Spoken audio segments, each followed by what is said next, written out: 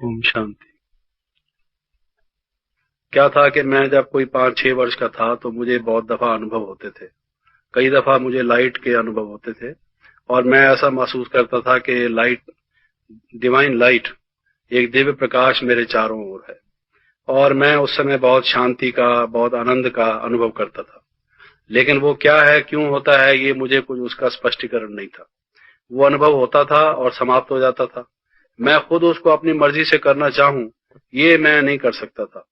तो मैंने कई बुजुर्गों से इस चीज के लिए पूछा था कि ये जो मुझे अनुभव होता है, ये क्यों होता है। तो मुझे ऐसा महसूस होता था कि भगवान मुझसे बहुत प्यार करते हैं और मैं भी भगवान से बहुत प्यार करता हूँ। लेकिन हमारे बीच में क्या दीवार है जो हम एक दूसरे को देख नहीं सकते, नजदीक नहीं आ सकते, ये मेरे मन में एक प्रश्न बना रहता था। तो लोगों से जब मैं इस बारे में कहता था, बुजुर्गों से, तो वो मुझे ये कहते थे कि पूर्व जन्म में आपने कोई भक्ति की होगी या कोई योग साधना की होगी, उसका ये फल है। तो मुझे जो पहले पहले इस बारे में ज्यादा उत्सुकता हुई जानने की, पूर्व जन्म के बारे में या पुनर्जन्म के बारे में, वो यहाँ से शुरू हुई कि अच्छा, मेरा पुनर्जन्म जो हुआ है, पहले भी इससे मैं था। तो इससे पहले मैं क्या था, ये मैं जानना चाहता था। और मैं कौन हूँ जो पहला शरीर छोड़ के इस शरीर में मैं आ गया हूँ, वो सत्ता मेरी क्या है। क्योंकि आमतौर से आदमी शीशे में जब अपने आप को देखता है, नाम तो यही समझता है कि अब मैं ये हूँ, लेकिन ये हमारा चोला है, ये हमारा मकान है, ये हमारा रथ है और ये हम शरीर को देख रहे हैं। तो ये जब मालूम पड़ता है तो मनुष्य जानने की कोशिश करता है कि मैं वास्तव में कौन हूँ और वो कौन हूँ जो पूर्व जन्म में भी था। तो ये मेरी जिज्ञासा का प्रारंभिक रूप था बचपन में, जब पहले पहले मैंने पुनर्जन्म के बारे में जानने की कोशिश की। लेकिन इतना मैंने इससे समझा कि मैं कोई चेतन था और मैं उनको ये बताता था कि चेतन से मेरा मतलब ये है कि अगर मैं पूर्व जन्म में भी था और इस जन्म में भी हूँ और पूर्व जन्म की कुछ जो मैंने सीखी हुई, समझी हुई, अभ्यास की हुई बातें साथ में लेके आया हूँ, तो वो, इसका मतलब ये है कि उस जो चेतन सत्ता है, जिसमें ये समझ है, जिसमें ये स्मृति है, जिसमें ये निर्णय शक्ति है, ये मैं हूँ। लेकिन वो क्या है, उसका पूरा स्वरूप, ये जानना मेरा एक प्रश्न था। इसको लेकर फिर मैंने आध्यात्मिक, धार्मिक ग्रंथ पढ़ने शुरू किए और मैंने ये सोचा कि चेतनता जो है या चेतन जो वस्तु है, सत्ता है, उसके बारे में 3 प्रकार के ग्रंथ संसार में हैं जो इसकी चर्चा करते हैं। एक तो दर्शन, फिलॉसफी के ये विषय है कि चेतन सत्ता आत्मा क्या है। तो उस प्रश्न को लेकर मैंने फिलॉसफी को स्टडी करना शुरू किया और भारतीय दर्शन, पूर्व दर्शन और पश्चिमी दर्शन, यानी वेस्टर्न फिलॉसफी और ईस्टर्न फिलॉसफी को मैंने स्टडी किया।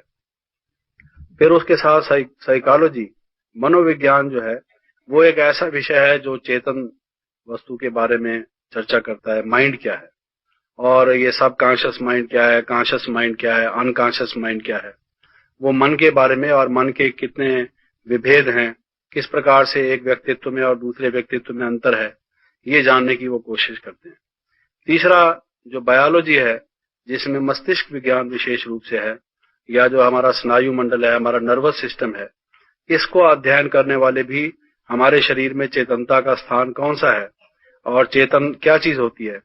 कोई आदमी जब कामा में या बेहोश होता है तो बेहोशी की अवस्था क्या होती है, या जिस वक्त हमारी स्टेट ऑफ अवेकनिंग है, जागृत अवस्था है, तो वो क्या है। ये चेतन की जो विभिन्न अवस्थाएं हैं, उनके बारे में वो भी अध्ययन करते हैं। तो इसको लेकर मैंने तीनों का अध्ययन किया। तो मैंने ये संसार में देखा कि जो लोग हैं, बचपन से ही जब छोटे शिशु होते हैं, जो इन्फेंट जिसको हम कहें, जो दूध पीते बच्चे हैं छोटे छोटे से, उस समय को भी अगर आप देख लें, कुछ 2 बच्चों को, अड़ोस पड़ोस के भी, तो उनमें आप पाएंगे कि उनके व्यक्तित्व में अंतर है। एक कोई रोता है, उसको आप खिलौना देते हैं, उसको आप वेलकम करते हैं तो रोने लग जाता है। दूसरा भागा भागा या हाथ करके आपके पास आता है, आपकी बात को सुनकर मुस्कुराता है, हंसता है। उसका रेस्पॉन्स अलग होता है, उसका रेस्पॉन्स अलग होता है। और जब वो थोड़े बड़े होते हैं तो भी आप देखेंगे कि उनके जो पर्सनैलिटी ट्रेट्स हैं, जो संस्कार हैं, जो व्यवहार है और दूसरों का जो व्यवहार है, उनमें अंतर होता है। तो मैं ये अपने भाषणों में बताता रहा कि यहाँ से लेकर मेरी जिज्ञासा का दूसरा प्रश्न ये हो गया कि एक व्यक्तित्व में और दूसरे व्यक्तित्व में क्यों अंतर है। तो पहले पहले मैंने इसके कारण से मनोविज्ञान का जब अध्ययन किया, क्योंकि मनोविज्ञान में जो व्यक्तित्व है, पर्सनैलिटीज हैं, उसकी चर्चा होती है।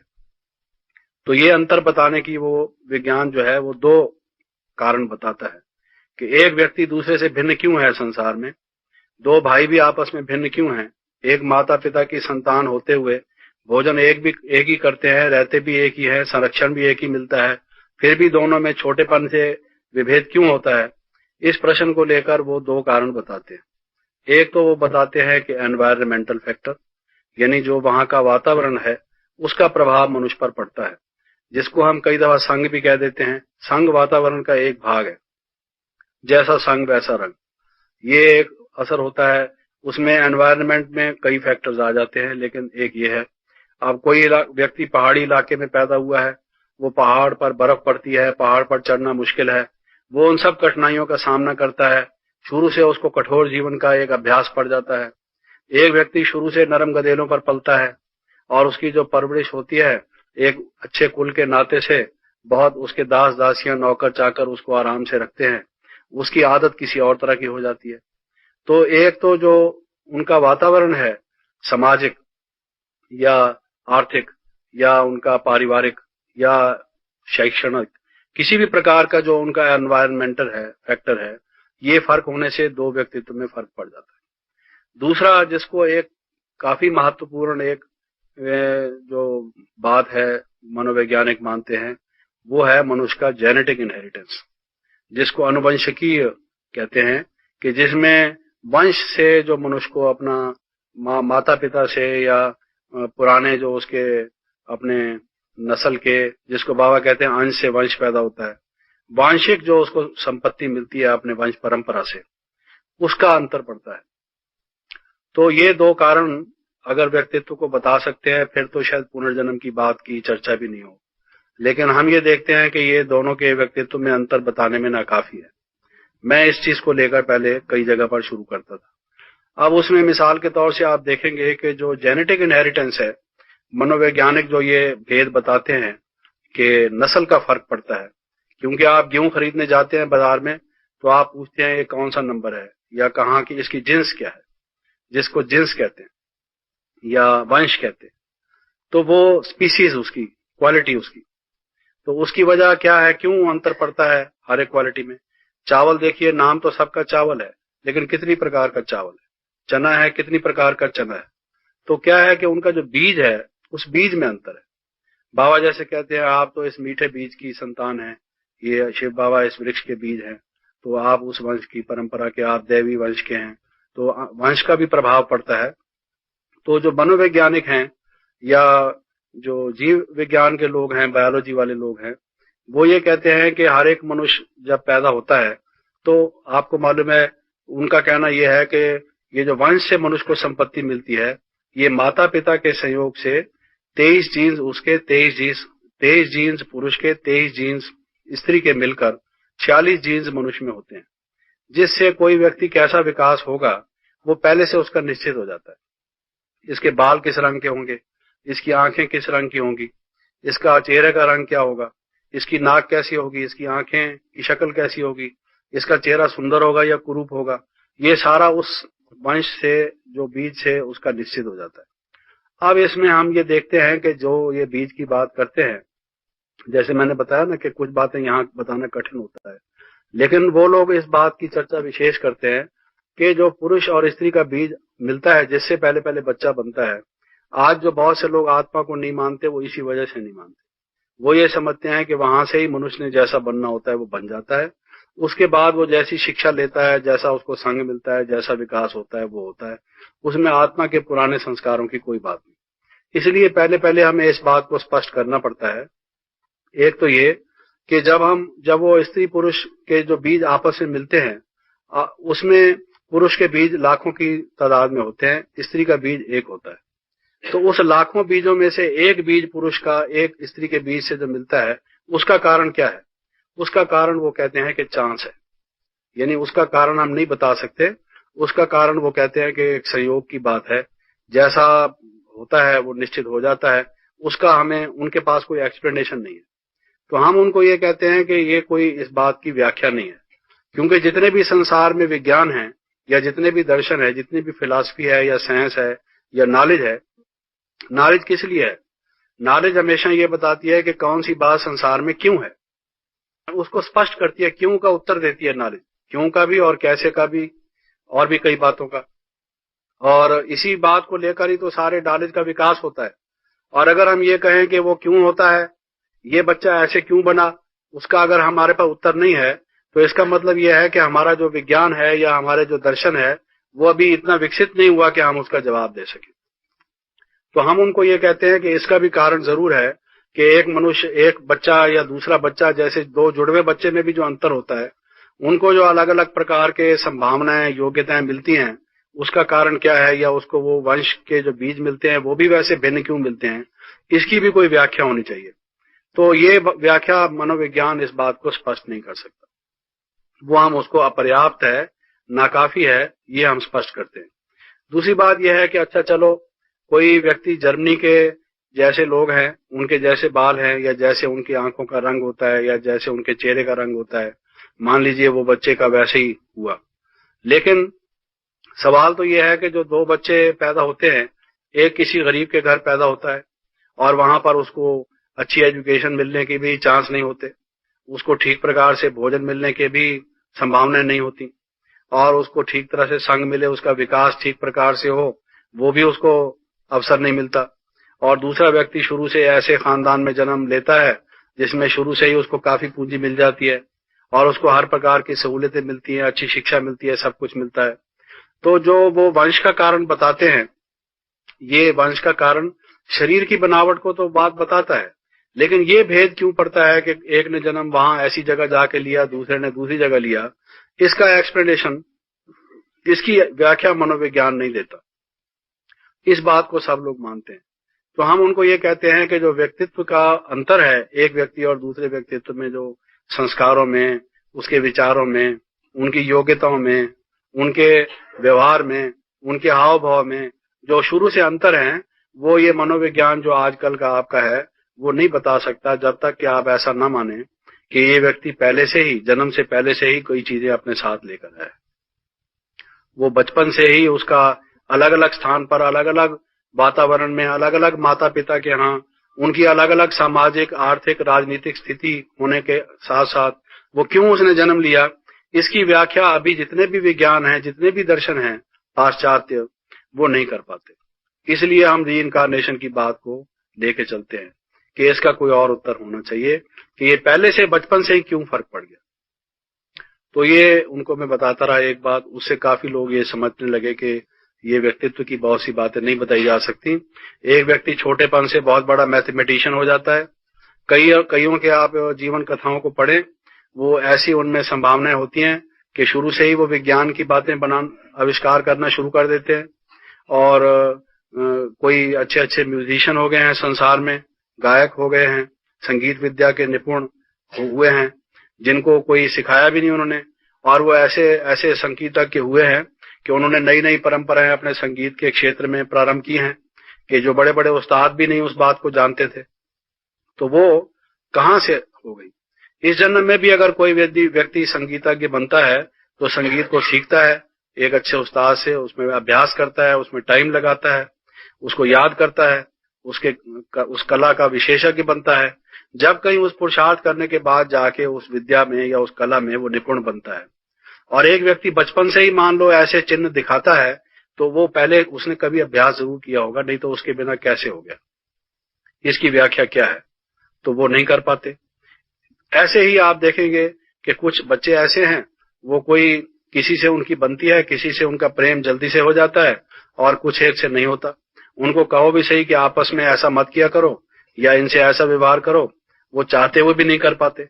तो क्या कारण है कि एक व्यक्ति किसी के साथ तो कैसे रिएक्ट करता है, कैसी उसकी प्रतिक्रिया होती है, और दूसरे के प्रति उसकी दूसरी प्रतिक्रिया होती है।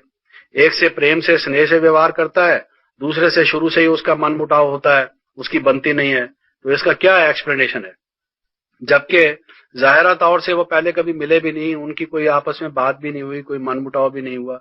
एक से वो बन जाते हैं, दूसरे से नहीं बनते। भाई होते हैं आपस में, उनका भी इसी प्रकार से होता है। तो ये इन चीजों की व्याख्या करना जरूरी है। और समाज दर्शन जितने भी हैं वो ये मनुष्य की व्याख्या करते हैं कि मनुष्य के जो कर्म हैं वो ऐसे क्यों हैं जैसे कि हम संसार में देखते हैं, और इनको जानना बहुत जरूरी है, क्योंकि ये हमारे प्रैक्टिकल जीवन क्षेत्र की बातें हैं। तो ये हम उनको एक बात तो ये बताते रहे।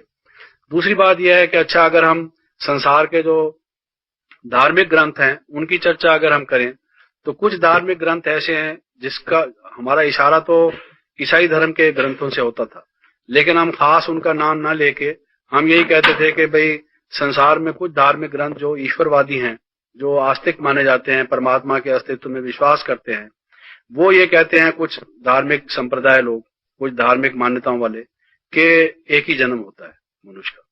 ईसाई मत में आमतौर से ऐसा माना जाता है कि मनुष्य का एक ही जन्म होता है। तो हम अगर उनसे पूछें कि भाई आप एक ही जन्म क्यों मानते हैं, और अगर एक ही जन्म आप मानते हैं तो कोई व्यक्ति किसी गरीब के घर में, कोई अमीर के घर में, कोई शुरू से ही बीमार है, कोई शुरू से हृष्ट पुष्ट है, कोई शुरू से बुद्धि का चमत्कार दिखाने वाला है, कोई शुरू से ही बुद्धि के लिहाज से एक उसमें कोई योग्यता नहीं है, उनमें अभाव है, इसका क्या अंतर है? तो आमतौर से आप देखेंगे जो ऐसे लोग हैं वो ये कहते हैं कि it is the will of God, ये ईश्वर इच्छा ऐसी है, ये परमात्मा का खेल है, वो किसको कैसे रचता है ये मनुष्य की जानकारी से बाहर की बात है। भगवान ने जिसको जैसा चाहा उसको वैसे बना दिया। और आप देखते हैं कई दफा लोग इस बात को कहते हैं, जी ईश्वर इस बात को जाने, ये तो परमात्मा का खेल है, ये मनुष्य थोड़ी किसी को रचता है, ये तो भगवान की लीला है। अलग अलग शब्दों में वो कह देते हैं कि ये परमात्मा की इच्छा पर निर्भर है। तो हम उनसे ये पूछना चाहते हैं कि अगर परमात्मा की इच्छा ऐसी है तो परमात्मा के गुण क्या हैं जिनको आप परमात्मा कहते हैं, उसकी व्याख्या कीजिए, उसकी डेफिनेशन दीजिए, उसका परिचय दीजिए। तो ये जितने भी लोग हैं परमात्मा को मानने वाले और ईश्वर इच्छा कहने वाले, वो एक बात सभी के सभी कहते हैं, विशेष रूप से क्रिश्चियंस, कि परमात्मा जो है वो काइंड है, कंपैशनेट है, लविंग है। परमात्मा जो है वो प्रेम स्वरूप है और वो करुणामय है, वो वात्सल्यमय है, और साथ साथ ये कि वो कृपालु है, दयालु है, कृपाशील है, करुणा का सागर है। तो हम उनसे ये कहते हैं कि जो परमात्मा कृपालु है, दयालु है, पिता भी है और मेहरबान भी है, तो वो मनुष्य को शुरू से दुख की अवस्था में कैसे, आप सोचिए, आप कहते हैं कि एक व्यक्ति बचपन से ही बीमार है, तबीयत उसकी खराब है, 2 महीने जिंदा रहता है, उसके बाद उसकी मृत्यु हो जाती है, तो उसकी लाइफ का पर्पस क्या है, उसका आधार क्या है? आप कैसे कहते हैं कि जो ऐसे गुणों वाला परमात्मा है उसकी इच्छा ही ऐसी थी? तो ये तो उसके गुणों के विरुद्ध बात कहते हैं। जिसके जो कर्म होते हैं वो उसके गुण के अनुरूप कर्म होते हैं। गुण ही तो कर्मों में व्यवहारित होते हैं। जैसे मनुष्य की बुद्धि हो, जैसे मनुष्य का ज्ञान हो, जैसे मनुष्य का व्यवहार हो, गुण हो, वही उसके कर्म में आते हैं। अगर परमात्मा दयालु है, कृपालु है, कृपा का सागर है, पिता भी है, और फिर उसके बाद वो देता मनुष्य को दुख है बचपन से, इस व्यक्ति ने क्या किया है कि इस बच्चे को ऐसा पैदा किया और उस दूसरे बच्चे को दूसरी तरह से पैदा किया, आप कहते हैं कि विल ऑफ गॉड है, ये तो ईश्वर की इच्छा है। ईश्वर भी तो आखिर उसका एक गुण ये भी है कि वो न्यायशील है, वो न्याय भी करता है, वो लविंग है, काइंड है। उस गुण के हिसाब से भी ये बात नहीं बैठती। और फिर दो व्यक्तियों में जो उसने भेद किया कि एक आत्मा को इस रूप में रखा, दूसरे आत्मा को दूसरे परिवार में दूसरी रूप में रखा, तो ये फिर न्याय नहीं होता है। तो ईश्वर के गुणों के अनुरूप ये नहीं है, तो आप कैसे कहते हैं कि ईश्वर ने किया? किसी के कर्म के बारे में अगर कभी ढूंढना हो, कोई व्यक्ति किसी क्रिमिनल को भी ढूंढता है पुलिस, तो पहले तो ये समझता है ना इसने क्राइम किया है तो ये अपराधी होगा कोई। तो अगर कोई अच्छा काम करता है तो समझते हैं कोई अच्छे व्यक्तित्व वाला व्यक्ति होगा। तो जिसके गुण आप ऐसे बता रहे हैं उसने कर्तव्य ऐसे किए, ये आप कैसे कहते हैं? ये तो मेल नहीं मिलता। फिर आप कैसे कहते हैं कि ईश्वर की इच्छा से ऐसा हुआ, जब ईश्वर के गुण आप बता रहे हैं कि वो काइंड है और लविंग है? तो ये बात तो बैठती नहीं। और वो न्यायकारी है, तो फिर वो एक को कैसे पैदा करेगा, दूसरे को कैसा पैदा करेगा बिना कारण के? अगर संसार में भी ऐसे हो तो आप तो फौरन क्या उठते हैं कि जी ये तो न्याय नहीं है, इसको ये इन्होंने एम्प्लॉयमेंट दे दी, इसको नहीं दे दी, ये ज्यादा क्वालिफाइड आदमी है और कॉम्पिटेंट आदमी है, ज्यादा योग्य है, इसको दे दी, ये तो फेवरेटिज्म है। मनुष्य के लिए हम बोलने लगते हैं। और भगवान में, मनुष्य में हम यही बताते हैं। कभी किसी के साथ अन्याय होता भी है तो भी यही कहता है कि अच्छा आपने तो मेरे साथ अन्याय किया है, भगवान के दरबार में मेरा न्याय होगा। तो अगर वहां भी आप कहते हैं कि ऐसे ही किसी बच्चे को वैसा कर दिया पैदा, किसी को वैसा कर दिया, तो ये तो जैसे कहते हैं ना, man created God in his own image, ये तो आजकल का जो अन्यायशील मनुष्य है वो भगवान को भी अन्यायशील ही मानने लगे। ये तो वो बात होगी। ये बात भी नहीं बैठती कि भगवान ने इस तरह से संसार को पैदा किया होगा। तो ये दूसरी बात हम आर्गुमेंट देते हैं जिससे कि वो समाप्त हो जाती है बात। तीसरी बात यह है कि बहुत से लोग ये कहते हैं, अच्छा चलो मान लीजिए कोई व्यक्ति भगवान ने अपनी इच्छा से ही पैदा कर दिया, अपनी इच्छा से पैदा कर दिया, किसी को गरीब घराने में, बीमार हालत में और बड़े पिछड़े हुए सर्कमस्टांसेस में, और किसी को ऐसे हालात में कि जिससे उसकी बड़ी उन्नति हो सके, प्रोग्रेस हो सके, कर भी दिया। उस करने के बावजूद फिर आप देखिए कोई व्यक्ति 2 महीने जिंदा रह के मर गया और कोई व्यक्ति 60 साल तक जीता रहा, और वो जो जल्दी मर गया, जिसकी मृत्यु जल्दी आ गई, उसका पर्पस क्या लाइफ का? भगवान ने 2 महीने उसको बीमार इसलिए पैदा कर दिया कि बीमारी देख के ही मर जाए बेचारा। कई बच्चों को आप देखते हैं कि मुश्किल से कुछ दिन भी जिंदा नहीं रह पाते। तो इन चीजों की एक्सप्लेनेशन नहीं है उन लोगों के पास जो ये समझते हैं कि परमात्मा की इच्छा से, ईश्वर इच्छा बलियसी जिसको कहते हैं, God's will is great and everything is happening according to God's will, जो ईश्वर की इच्छा है वही हो रहा है। तो वो बात बनती नहीं उस प्रकार से। फिर अगर ये भी मान लिया जाए कि चलो ईश्वर की इच्छा ऐसी है कि उसने इस तरह से पैदा कर दिया, तो फिर आप देखिए कि वो ये कहते हैं कि जो बुरे कर्म करता है, सवाल तो इस बात का उठता है कि संसार में 2 प्रकार के व्यक्ति हैं। चलो आप ऐसा ले लीजिए कि कोई व्यक्ति 50 साल तक जिया, कोई 20 साल तक जिया, लेकिन किसी ने अच्छे कर्म किए उतने समय में, किसी ने बुरे कर्म किए, किसी ने अच्छे भी किए बुरे भी किए, बुरे ज्यादा किए अच्छे कम किए, किसी ने अच्छे ज्यादा किए बुरे कम किए। ये अलग अलग प्रकार के प्राणी हैं, अलग अलग प्रकार के कर्म उन्होंने किए, लेकिन जितने कर्म सबने किए उन सब का फल वो नहीं अपने जीवन में भोग सके, अच्छे या बुरे कर्मों का। तो हम ये पूछना चाहते हैं, जीवन दर्शन का एक महत्वपूर्ण प्रश्न है कि जिसने जो कर्म किए और इस जीवन में वो उनका फल नहीं भोग सका, उन कर्मों का क्या होगा? एक व्यक्ति ने अच्छे ही अच्छे कर्म किए, तो हम उनको कुछ एग्जाम्पल्स ऐसी दे देते हैं जिससे कि उनके मन में बड़ा एक वो आ जाए। जैसे हमने उनको बताया कि देखिए एक गांव में एक व्यक्ति था और उसके सिर को चोट लगी तो उसका सिर फट गया, खून आने लगा। वो गांव के लोग उठा के उसको एक नजदीक के गांव में जहां डॉक्टर रहता था, क्योंकि एक पिछड़े हुए देश में हर जगह तो डॉक्टर रहता नहीं है, तो उसको उठा के ले गए बहुत तेज रफ्तारी से। तेज रफ्तारी भी क्या, उनके पास तो बैलगाड़ी साधन था। बैल को मार पीट कर बड़ी तेज रफ्तारी से भगा के बेचारे एक डॉक्टर के पास पहुंचे। चोट तो उसको लगी और साथ साथ बैल की भी पिटाई साथ में हुई, लेकिन जैसे कैसे करके उसको ले गए एक डॉक्टर के पास। ये भी क्या कर्म गति है, ये तो एक अलग विषय रहा। लेकिन ले गए उस डॉक्टर के पास, तो डॉक्टर ने उसको टांके लगा दिए, उसकी सिलाई कर दी और वो खून उसका बहना समाप्त हो गया। उस आदमी के बचने के एक समझो चिन्ह आ गए। लेकिन फिर उसके बाद जब पैसे की बात आई तो डॉक्टर ने उनसे जब कहा कि भाई 2000 रुपए दे दो, उन्होंने कहा डॉक्टर साहब हम तो गरीब आदमी हैं, मुश्किल से हमारे परिवार का गुजर होता है और ये तो बहुत ज्यादा है, 500 रुपए हम दे सकते हैं आपको, इससे ज्यादा है ही नहीं जो हम दे सकें आपको, इतने कबूल कीजिए, आपकी सेवा करते रहेंगे या उधार उतारते रहेंगे। तो अखबार में छपा था कि उसने गुस्से में आकर उसके वो सारे टांके खोल दिए, वो आदमी वहीं मर गया।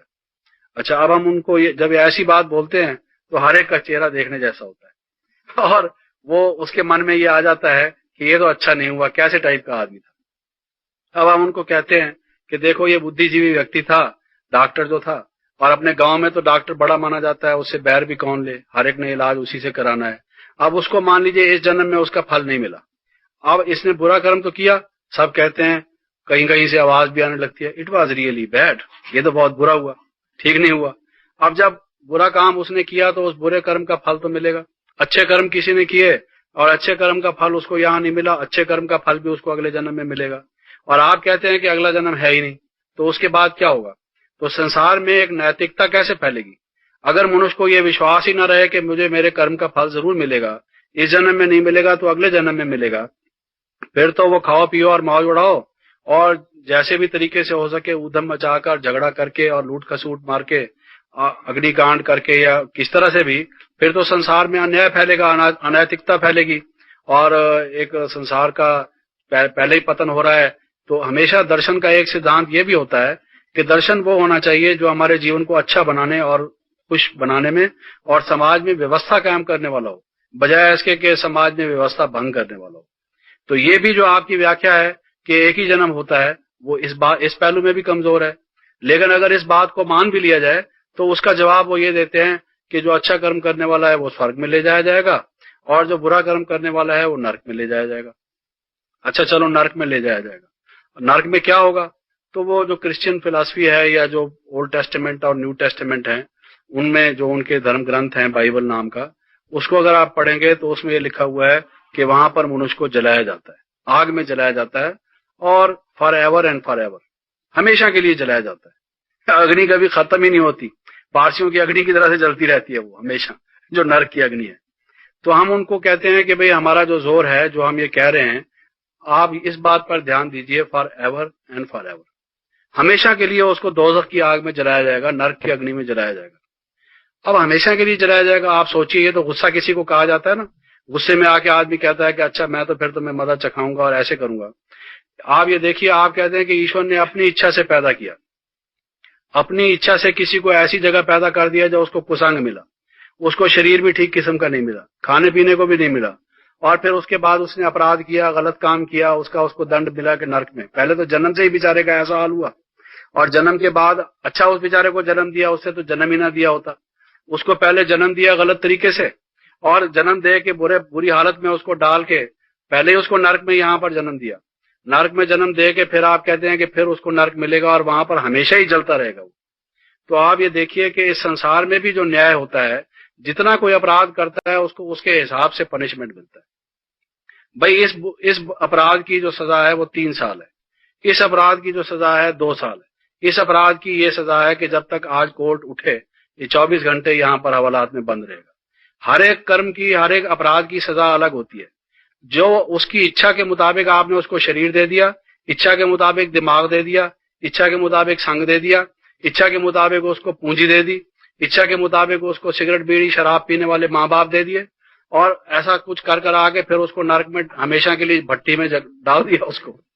तो ये तो कोई, जिसको हम ज्यूरिस्प्रूडेंस कहते हैं, लॉ जिसको कहते हैं, संसार में भी ऐसा कोई लॉ नहीं है। आदमी के कर्मों के हिसाब से उसको मिलता है, और उसमें भी फ्रीडम जब कर्म करने की उसको होती है। पहले तो फ्रीडम नहीं उसको, और क्योंकि गॉड्स विल हुआ, फिर उस फ्रीडम ना होने के बावजूद भी उसको हमेशा के लिए अग्नि में जलाया जाएगा, ये होता नहीं। फिर उसके अलावा हम उनको ये कहते थे कि अच्छा नरक में भी जलाया जाएगा, तो आज तक हमें किसी ने बताया नहीं कि वो नरक कहाँ है। लोग चांद पर भी जाके पहुंचे और उन्होंने वहां से ऊपर से पृथ्वी का भी सारा वो फोटो ले लिया और देख लिया, कौन कौन से टेलीस्कोप लगा के भी सारा नवमंडल का और नक्षत्रों का सारा चित्रण कर लिया, और बाकी नरक कहाँ अभी तक छिपा पड़ा है जो इंसान की दृष्टि में आया नहीं, वो कोई व्याख्या उसकी देता ही नहीं कि वो नरक कहाँ है। फिर हम उनको बताते हैं कि स्वर्ग कहाँ है, वो भी कोई नहीं उसकी व्याख्या देता। इस पृथ्वी से ऊपर स्वर्ग कहाँ है या नरक कहाँ है, वो कोई व्याख्या उसकी नहीं। फिर इसके अलावा आप देखिए कि अगर नरक में मनुष्य को सजा मिलती है, तो आजकल की जो दुनिया है वो क्या है। आप जो आंकड़े छपते हैं न्यूज़पेपर्स में, आप उनको देखें कि दुनिया में करोड़ों लोग तो ऐसे हैं जिनको भोजन ही नहीं मिलता, और बहुत से ऐसे हैं अच्छा जिनको भोजन मिलता भी हो, उनको शारीरिक रोग हैं, और मानसिक रोग से, तनाव से पीड़ित कितने हैं। कोई एक व्यक्ति, हम उनको कहते थे कि हम छाती ठोक कर आपको कहते हैं, एक व्यक्ति दूध से धुला हुआ ऐसा आदमी हमें दिखाइए जो बचपन से लेकर और जितना जीवन उसने जिया है वो सुखपूर्ण ही जिया है। उसके जीवन में कोई मानसिक वेदना, कोई शारीरिक कष्ट, कोई पारिवारिक समस्या, कोई उसको सामाजिक दंड, या कोई उसको मान अपमान की बात, किसी प्रकार का दुख क्लेश उसको ना हुआ हो। तो आप जो स्वर्ग नाम की बात कहते हैं या सुख की बात कहते हैं, वो कोई ऐसा स्थान हमें बताओ या तो। और हम तो देखते हैं कि इसी संसार में दुख लगा पड़ा है। हमें तो सुखी कोई अभी इस संसार में जो ये समय है, कोई पूरा सुखी 100% दिखाई देता नहीं। हेल्थ वाले कहते हैं कोई 100% हेल्दी आदमी नहीं, और जो दूसरे हैं उनमें भी कोई भय, रोग, शोक, कुछ ना कुछ कलह कलेश तो लगा ही हुआ है। तो फिर इसके अलावा आप नरक और कहाँ कहेंगे, ये तो नरक तो लगा ही पड़ा है, बाकी वो कहाँ ले जाएंगे। इसी नरक में पुनर्जन्म होता है, आप ऐसे क्यों नहीं मानते, जब वो बचपन से यही हमारा जो अब ये पुनर्जन्म सिद्धांत है वो इस बात को मानता है। तो इस बात को हम इस तरह से स्पष्ट करते थे कि वो जिसमें कम से कम जो बाइबल के मान्यता वाले लोग हैं वो इस चीज को समझें कि ये ऐसा ही महसूस होता है। फिर उसके अलावा भी जो बाद में लोगों के प्रश्न रह जाते थे वो प्रश्नों के रूप में आ जाते थे, लेकिन इस तरह से हम इनको बताते थे। फिर उसके अलावा आप ये देखेंगे कि तो वो अपने पिछले 5वें जन्म में गई और उसने बताया कि मैं उस जन्म में एक अरब सरदार जो है, अरब चीफ, अरब देश का एक कोई विशेष मुखिया व्यक्ति, उसके घर में उसने जन्म एक कन्या के रूप में लिया। और उसने उस समय में उसने वो पीरियड भी बताया, कौन सा सन, कौन सा समय।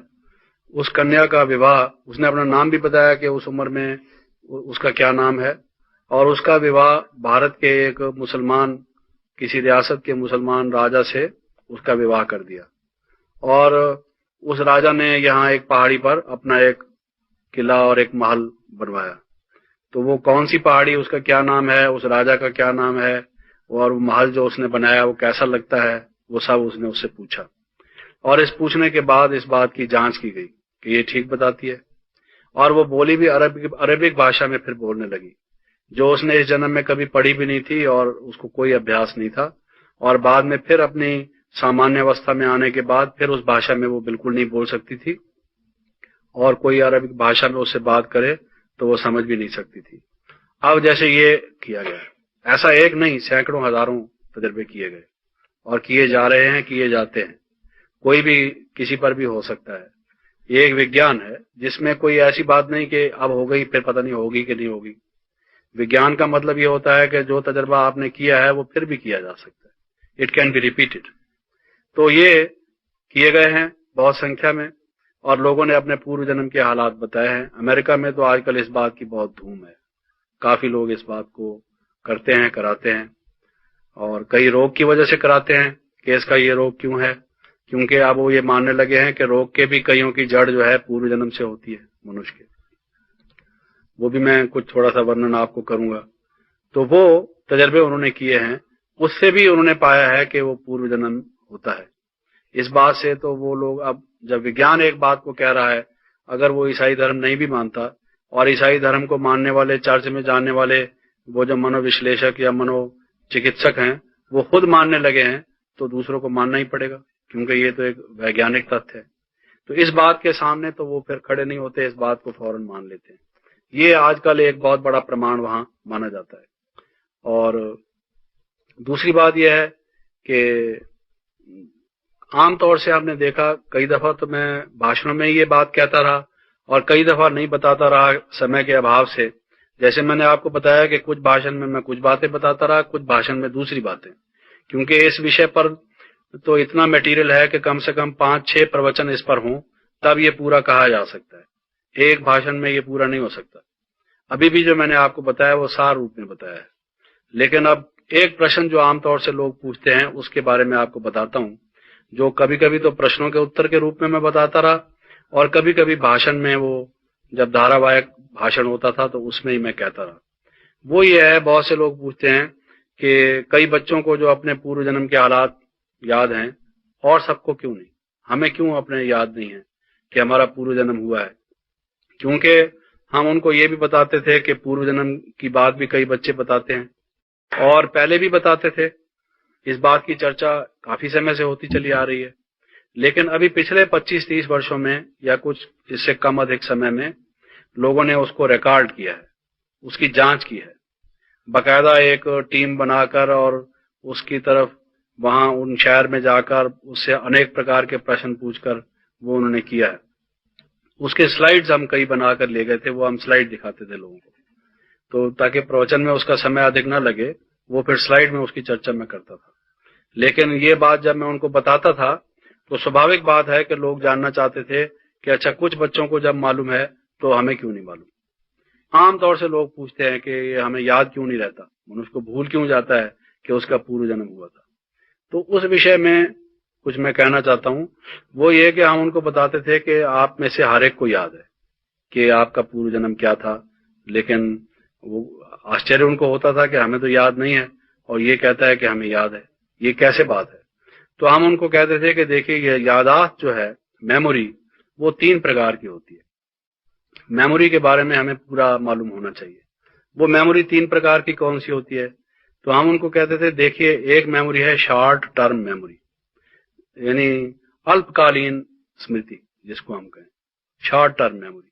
शॉर्ट टर्म मेमोरी क्या है, जैसे मान लीजिए कि हमने किसी व्यक्ति को टेलीफोन करना है, अब हमें उसका नंबर मालूम नहीं है, नाम मालूम है, सरनेम भी मालूम है, हम टेलीफोन डायरेक्टरी में से उसका नंबर देख लेते हैं और उसको टेलीफोन कर लेते हैं।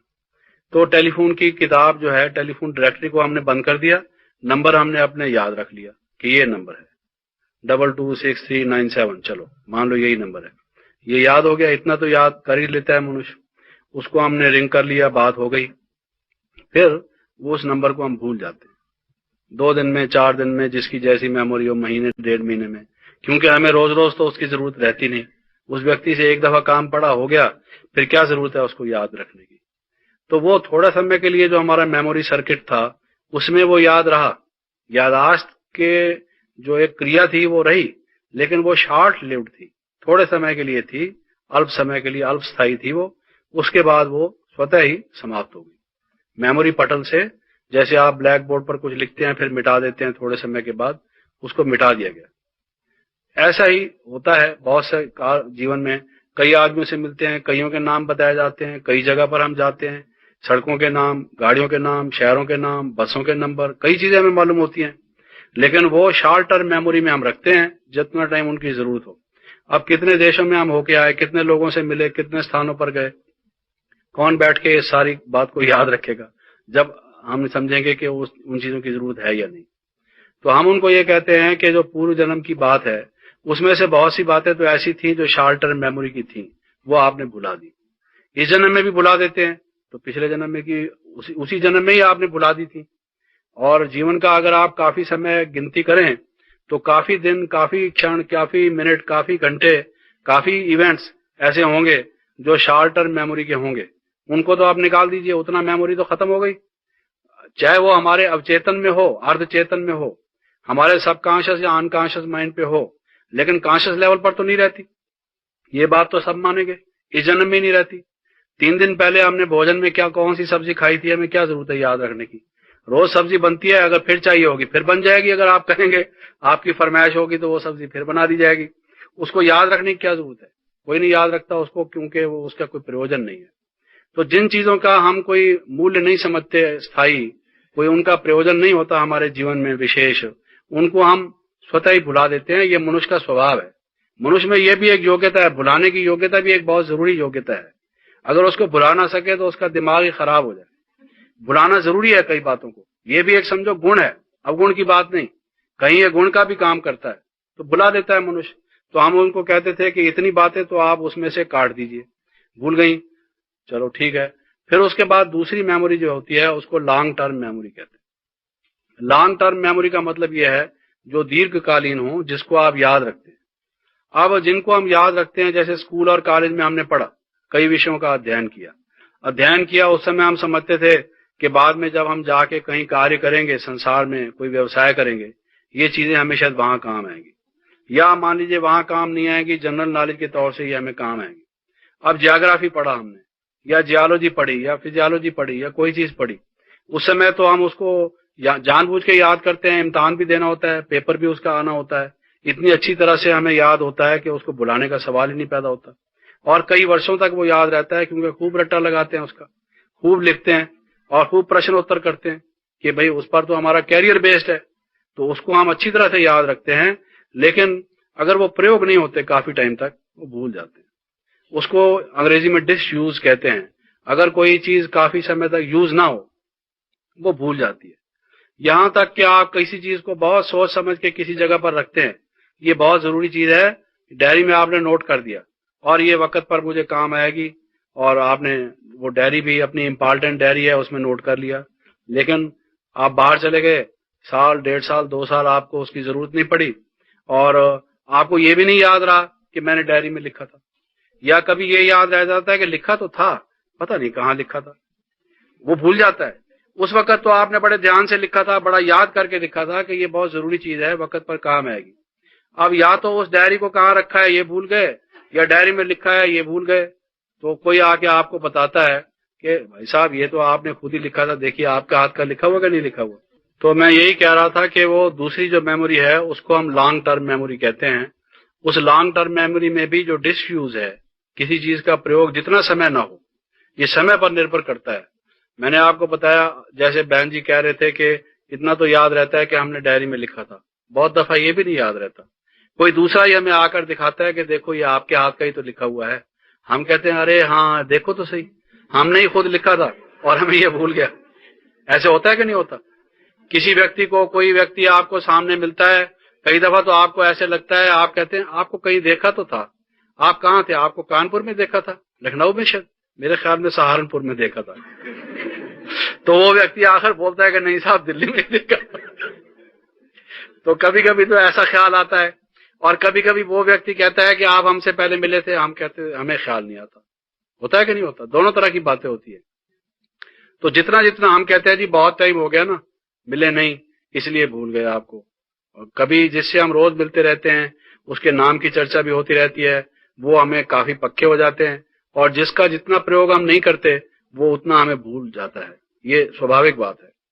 इसीलिए जो एक दूसरी मेमोरी है जिसको हम कहते हैं लॉन्ग टर्म मेमोरी, वो जब डिसयूज से, और भी कई कारण है, जैसे किसी को मान लो शॉक लग जाता है, आपको मालूम है किसी को कोई बात नहीं भूलती, डॉक्टर लोग उसका इलाज करते हैं, उसको इलेक्ट्रिक शॉक लगाते हैं, उससे उसको भुलवाते हैं। इसी तरीके से कईयों को आपको मालूम होगा जब शॉक लग जाते हैं, सदमा पहुंचता है, बहुत सी बातें उनको भूल जाती है। ऐसे कई फैक्टर्स हैं जो हम उनको बताते हैं डिटेल में, जिससे कई बातें जो इतनी अच्छी तरह से याद हों वो भी मनुष्य को भूल जाती हैं, जिनके चाहे वो लॉन्ग टर्म मेमोरी की हों। और खास बात एक ये भी है कि उनमें भी कई चीजें हम इंटरेस्टेड नहीं होते उनको याद करने में। जैसे मैं आपको एक मिसाल दूं, अच्छा अब मैंने ये आपको मिसाल शब्द कहा, मिसाल के तौर पर मैं एक मिसाल दूं, ये वाक्य मैंने आपके सामने बोला और मैंने ये कहा कि मैं आपको मिसाल दूं। अब ये मिसाल शब्द मैंने पहले पहले कहाँ सुना, कहाँ पढ़ा, ये मुझे याद नहीं। मिसाल शब्द याद है, लेकिन ये मिसाल शब्द उर्दू का शब्द है, और ये मैंने पहले किसी किताब में पढ़ा था या मैगजीन में पढ़ा था या किसी के भाषण में सुना था, या किसी से व्यक्तिगत वार्तालाप हो रहा था, उसने मिसाल शब्द का प्रयोग किया था, और मिसाल शब्द का अर्थ मैंने किसी डिक्शनरी में देखा था या किसी व्यक्ति ने मुझे बताया था या मैंने अंदाजे से उसको समझा था, ये मुझे याद नहीं। लेकिन मिसाल शब्द का प्रयोग मैं करता हूं, उसका अर्थ मैं जानता हूं। अगर आज आप मुझसे पूछेंगे कि आपने मिसाल शब्द कहाँ पढ़ा था, कितने शब्दों का प्रयोग हम करते हैं अपने वक्तव्य में या अपने लेख में, लेकिन उनका हमने पहली दफा कब उनसे हमें परिचय हुआ था, ये हमें नहीं मालूम। तो ऐसा भी होता है कि लॉन्ग टर्म मेमोरी में भी हम एक कोई चीज इतनी रख लेते हैं जितने से हमारा मतलब निकलता है, उससे ज्यादा को हम जानबूझ के खुद ही भुला देते हैं, क्योंकि हमें उसकी जरूरत नहीं। डिक्शनरी में देखा था या किसी व्यक्ति ने बताया था, इसका कोई प्रयोजन नहीं। लॉन्ग टर्म में भी बहुत सी बातों को इसी जीवन में हम भूल जाते हैं। तो इस सब मेमोरी को भी निकाल दीजिए। तीसरी मेमोरी होती है जिसको हम कहते हैं इम्प्लिसिट मेमोरी। इम्प्लिसिट मेमोरी होती है जो संस्कार रूप में रह जाती है, जिसके थोड़े से हमारे चिन्ह मात्र रह जाते हैं, जो हमारे व्यवहार में हमारी आदतों के रूप में या लक्षणों के रूप में रह जाती है, लेकिन हमें स्वयं उसका याददाश्त पूरे रूप से नहीं होती, और हमारे पूरी कॉन्शियसनेस में वो उभरी हुई हो हर वक्त, उस ढंग से नहीं होती। जैसे मान लीजिए किसी ने पहले पहले सब्जी काटनी शुरू की, भाई मनोहर बहन जी ने क्लास में कहा कि देखो हमें मदद की जरूरत है और काफी भाई बहन आए हुए हैं, सब्जी काटनी है, चलो सब्जी काटने के लिए कौन कौन मदद देगा, हाथ खड़ा करो। कर दिया हाथ खड़ा। अब एक व्यक्ति भाई जिसने कभी सब्जी काटी नहीं, हाथ खड़ा कर दिया, हाथ खड़ा कर दिया, वहां डंगे बेडंगे चाकू हैं कई प्रकार के, और वहां वो चला गया। कोई चाकू ज्यादा तेज हुआ है, कोई कम तेज हुआ है, उसने इस्तेमाल कर दिया और अपना हाथ काट दिया, अंगुली काट दी, बजाय वो गाजर काटने के अंगुली काट बैठा छीलते छीलते। अब उसकी अंगुली जब थोड़ा बहुत कट गई तो आगे के लिए उसको ये हुआ कि चाकू को ऐसे नहीं ऐसे प्रयोग करना चाहिए, थोड़ा सा उसको ये हुआ। अब आगे के लिए वो चाकू को सावधानी से प्रयोग करेगा कि ये कोई कलम नहीं है जगदीश भाई की, ये चाकू है, इसमें फर्क है। तो कहने का मतलब ये है कि बहुत सी बातें, अब इस बात को छोड़ दीजिए, चलने की बात है। बच्चा जब पहले पहले चलता है, जब माँ उसको चलना सिखाती है या जब बोलना सिखाती है, तो आज किसको याद है कि मुझे पहले पहले चलना कैसे सिखाया गया था? आप में से किसी को याद हो तो बताओ। चलना आप जानते हैं, यहां तक जानते हैं कि आप बात करते हुए भी चल सकते हैं, चलने की तरफ आपका ध्यान ही नहीं रहता। और एक जमाना ऐसा था जब छोटे मिचनू से थे और खड़ा होना भी मुश्किल था, टांगे लड़खड़ाती थी, है नहीं? बड़े बलिराम की तरह से चलते थे, कभी कभी मटक जाते थे, कभी लटक जाते थे, कभी खड़े हो जाते थे, वो भी स्थिति थी ना। लेकिन उसके बाद खड़ा होना हमने कैसे सीखा, चलना कैसे सीखा?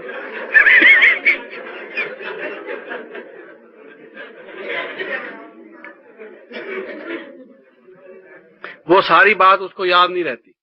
तो ये जो एक संस्कार रूप में बात याद रह जाती है, तो ये सारी जो है ना वो आदतों के रूप में चेंज हो जाती है, अभ्यास के रूप में चेंज हो जाती है, और वो उस तरह से मेमोरी नहीं होती। इसको इम्प्लिसिट मेमोरी कहते हैं। ये याददाश्त इस प्रकार से होती है। बहुत सी बातें हमने सीख ली और वो हमारे व्यवहार में आती हैं। कब सीखी थी, कैसे सीखी थी, किसने सिखाई थी, कुछ याद नहीं, और हमें लोग ध्यान दिलाते हैं कि आप तो ऐसा करते हैं, और हमें पता नहीं होता। बाद में हमारा अटेंशन उस तरफ जाता है।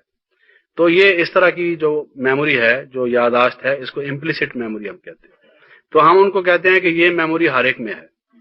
जो हमारे हैबिट्स हैं, आदतें हैं, संस्कार हैं, जो हमारी एक व्यवहार है, जो हमारे जीवन की जो व्यक्तित्व है, हमारा जो लाइफस्टाइल है, उसमें हमारी यादें भरी हुई हैं। इससे हम जान सकते हैं कि पूर्व जन्म में हम क्या थे, क्या नहीं थे। वो क्योंकि वो हमारा अभ्यास का परिणाम है, एक प्रकार से निष्कर्ष है, उसका निचोड़ है। जो हमारे जीवन में वो इस प्रकार से उनकी अभिव्यक्ति होती है, उनका मैनिफेस्टेशन होता है। उसी से एक प्रमाणित होता है कि हमारे जन्म कैसा था। जो बच्चा एक शुरू से बचपन से पैदा होते हुए एक कोई आग से डरता है, ऊपर जाने से ही डरता है, मान लो सीढ़ी में जाने से अंधेरे में, और एक व्यक्ति भागा भागा जाता है, छोटा बच्चा। दोनों में क्या अंतर है, क्यों अंतर है उसमें और उसमें? तो कई बातें जो हमारे व्यवहार में आती हैं, दूसरों के नहीं आती हैं। वो जो अंतर है व्यक्तित्व में, या उनके जिसको हम कहते हैं फोबियाज में, यानी किसी को कई प्रकार के डर होते हैं, या जो उनकी योग्यताओं में, एबिलिटीज में, कोई जीनियस है, कोई डल है, इस किस्म के। कोई लकड़ी के काम करने की तरफ शुरू से अपना आड़ी लेके काटना शुरू कर देता है किसी लकड़ी को, कोई रेडियो बनाना शुरू कर देता है, कोई बैट और गेंद लेके खेलना ही शुरू कर देता है, किसी को मिलिट्री की ड्रेस पहनना अच्छा लगता है। कैसे कैसे वो बच्चे शुरू में उनके संस्कार, और कोई किसी बच्चे से दोस्ती बना लेता है, कोई दूसरे किस्म के बच्चे से दोस्ती बना लेता है। ये जो सब बातें हैं, ये हमारी इम्प्लिसिट मेमोरी की बातें हैं, जो हमारी एक तिरोहित एक स्मृति है। जो कहने का मतलब यह है कि ये जो हमारी मेमोरी है, जिसको हम डॉर्मेंट मेमोरी कहें, या लेटेंट मेमोरी कहें, या तिरोहित जिसको हम हिंदी में कहें, वो जो एक अव्यक्त रूप से हमारे संस्कार रूप में, आदत रूप में, हमारे व्यवहार के कुछ लक्षणों में वो आ जाती है, वो जो मेमोरी का रूप है, वो इम्प्लिसिट मेमोरी है। वो हर एक में है, उससे कोई डिनाई नहीं कर सकता। और इसी से ही एक व्यक्तित्व में और दूसरे व्यक्तित्व में बहुत बड़ा अंतर है। इसको कोई सबकॉन्शियस माइंड कह देता है, जैसे सिगमंड फ्रायड नाम का एक मनोवैज्ञानिक हुआ है, बहुत प्रसिद्ध पाश्चात्य देश में। उसने उसको मान लो सबकॉन्शियस माइंड, अनकॉन्शियस माइंड कह दिया। कि अनकॉन्शियस माइंड जो है, उसने मिसाल दी ग्लेशियर की, कि जो ग्लेशियर है, ग्लेशियर तो आप जानते हैं कि जो बर्फ की चट्टानों की चट्टानें पहाड़ों से फिसल के वो समुद्र में जाती हैं।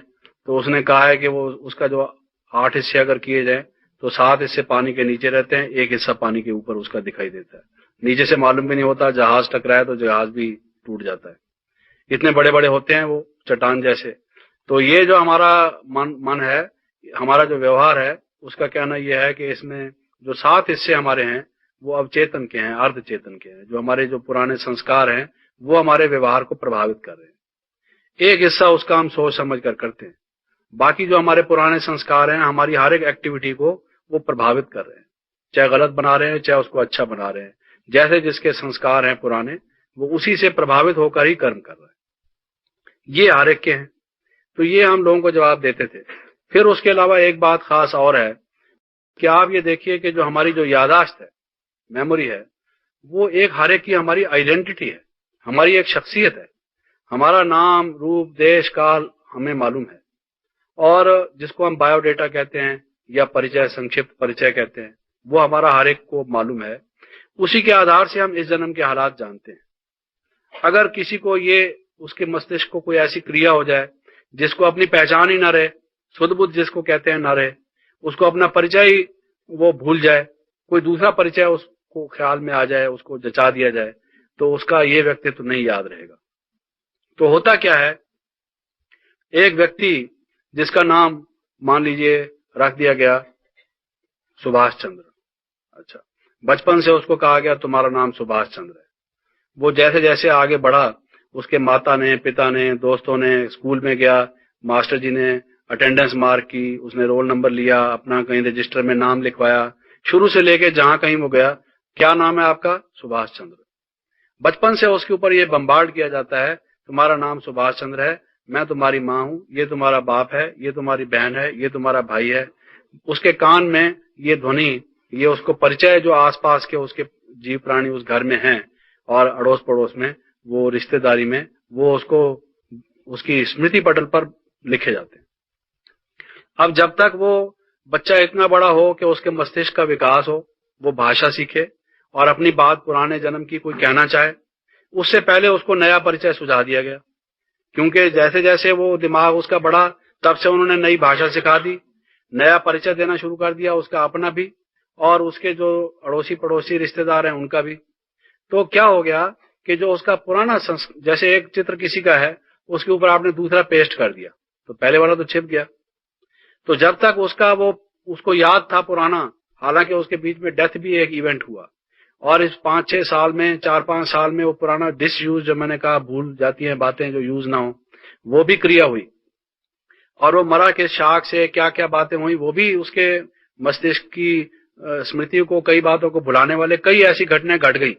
उसके बावजूद भी जो उसको थोड़ी बातें याद थी वो बता पाता, जिसकी वजह से छोटा बच्चा कभी आप देखें मुस्कुराता है, कभी हंसता है, कभी रोता है, जो कई बातें उसको याद आती भी होंगी। तो भी जब तक वो बड़ा होकर हमें कुछ बताना चाहे, अगर वो बताना चाहे तो बता भी सकता, लेकिन उससे पहले पहले उसका व्यक्तित्व भी बदल गया। उसको माता पिता नए मिल गए, नाम नया मिल गया, रूप उसको दूसरा मिल गया, देश काल सब बदल गए। उससे पुराना जो रहा साहब भी था, जैसे आपने एक तस्वीर के ऊपर दूसरी तस्वीर चिपका दी, या एक लिखे हुए के ऊपर आपने दूसरा उसको कंफ्यूजन क्रिएट कर दिया, लिख दिया और उसके ऊपर, तो वो सारा समाप्त हो गया। तो हम उनको ये कहते हैं कि आइडेंटिटी चेंज हो जाने से, परिचय चेंज हो जाने से, वो व्यक्तित्व जो उसको याद होता वो बता भी कैसे पाता बाय दैट टाइम। जो व्यक्ति इसको रेजिस्ट करते हैं, हमने उनको बताया कि जहां तक मैंने अध्ययन किया है, वो बच्चे अपने पूर्व जन्म के हालात बताते हैं जिन्होंने उसको रेजिस्ट किया माँ बाप से। उन्होंने उनको बताया कि हमारे पुराने घर में ले चलो, हम यहाँ रहना पसंद नहीं करते। आप जितने बच्चों की जीवन कहानियां पढ़ोगे, उन्होंने यही कहा कि ये घर हमें अच्छा नहीं लगता, हमें अपने घर भेजो। चाहे वो पुराना घर उनका, वहां पर वो धनाढ्य थे और अभी किसी गरीब घराने में पैदा हुए, उनको वहां उतना आराम नहीं मिला जितना पुराने घर में था, और उन्होंने अपने माँ बाप को कहा हम यहाँ पसंद नहीं हमें रहना, या उनको उतना प्यार नहीं मिला जितना उनको पहले मिलता था, या उनके जो पहले अपनी रचना थी, उनके बच्चे थे, उनकी स्त्री थी, उनके साथ उनका अपना अटैचमेंट इतना था कि अभी नए घर वालों से अभी बने ठने नहीं वो, और उनको पुरानी यादें आती हैं और वो कहते हैं हमें ले चलो, हमने अपने बच्चों का हाल देखना है, हमने अपनी वाइफ से मिलना है छोटे बच्चे वो, लेकिन याद उनको वाइफ आती है।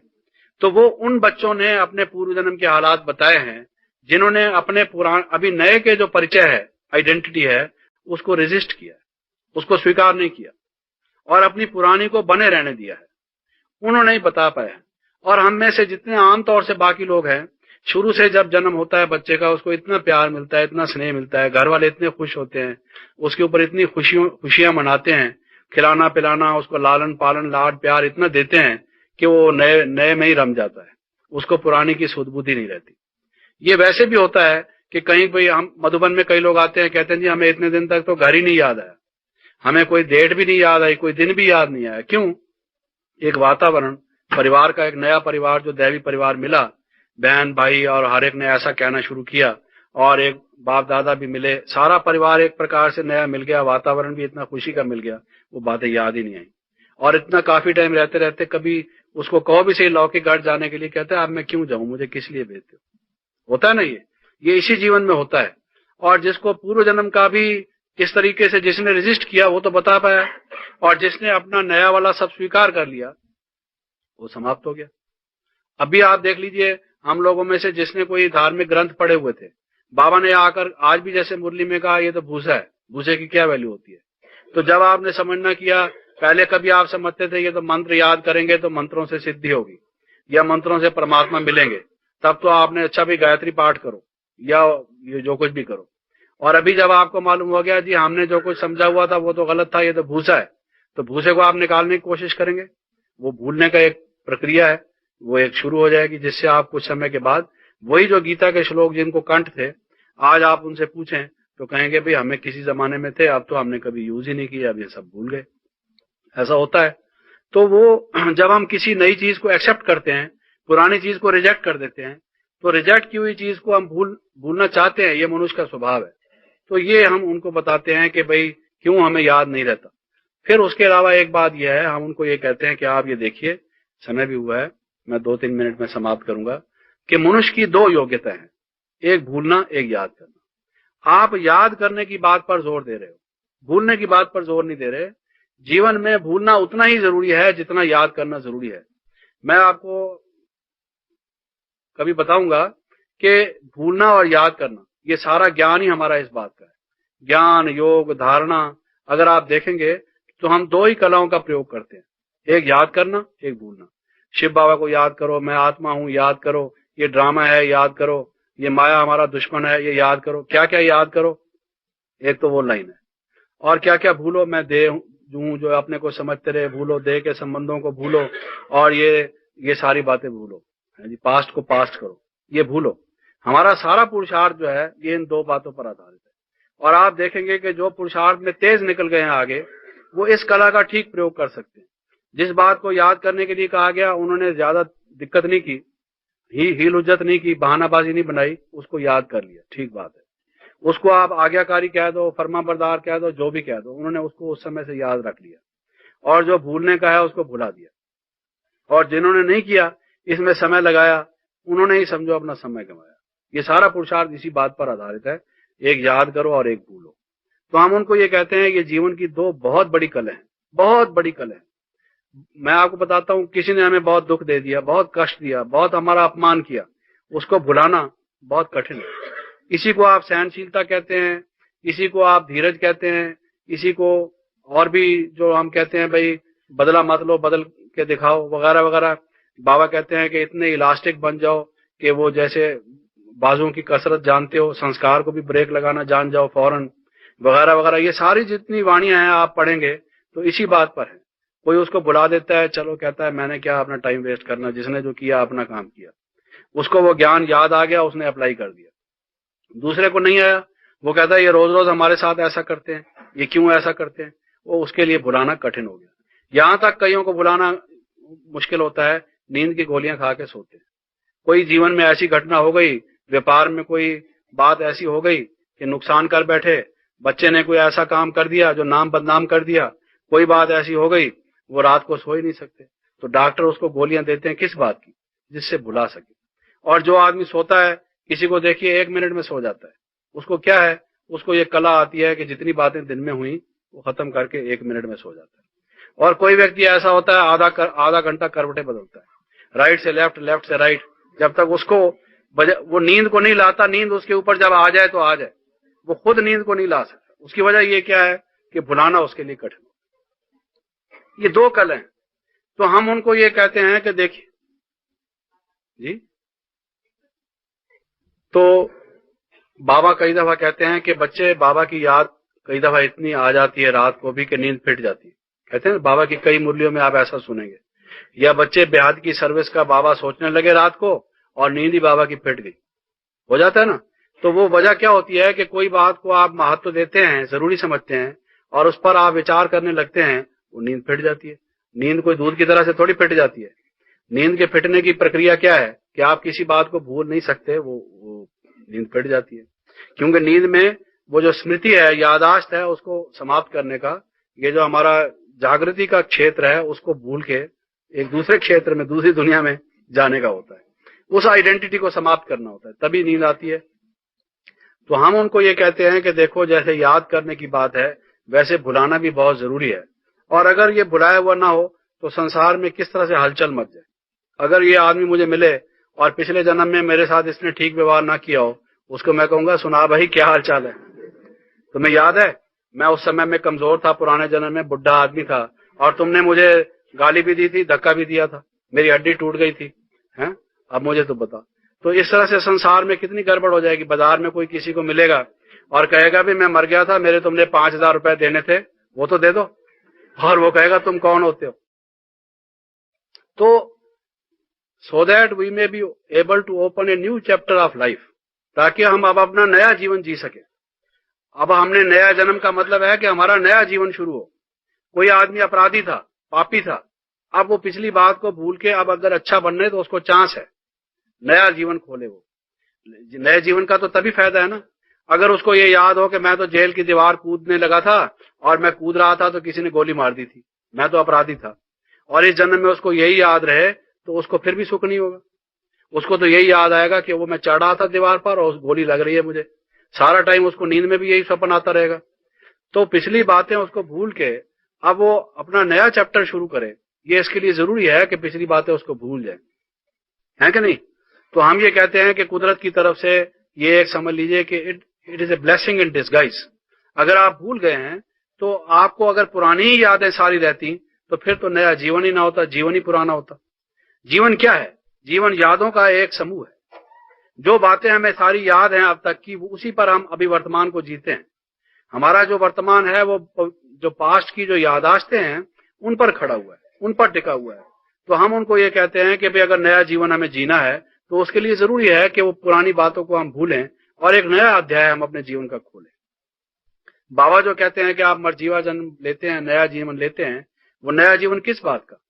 वो इसी बात का कि पुराने अपने भक्ति मार्ग के जीवन को, सब बातों को भुला के अब हम अपना नया चैप्टर खोलते हैं। होता है कि नहीं इस तरह से?